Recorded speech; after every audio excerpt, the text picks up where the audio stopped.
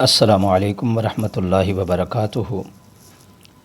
آج ہم جس ٹاپک پہ اور جس موضوع پر گفتگو کریں گے وہ جسم کی خشکی ہے۔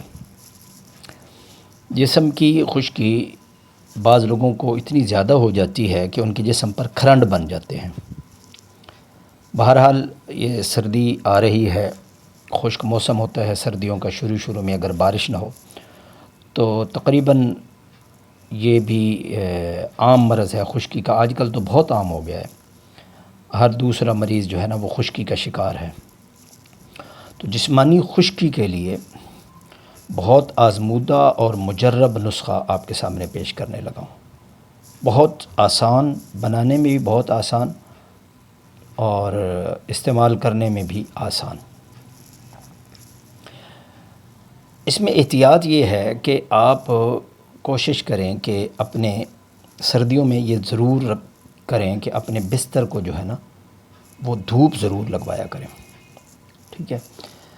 نسخہ کیا ہے کہ آپ نے ایک چھٹانک مکھن لینا ہے۔ اگر مکھن نہ ملے دیسی گھی لے لیں، دیسی گھی نہ ملے سرسوں کا تیل لے لیں۔ سرسوں کا آئل تو ہر گھر میں ہوتا ہے نا۔ سرسوں کا تیل لے کر اس میں آپ مشک کافور کی ایک ٹکیا ڈال دیں،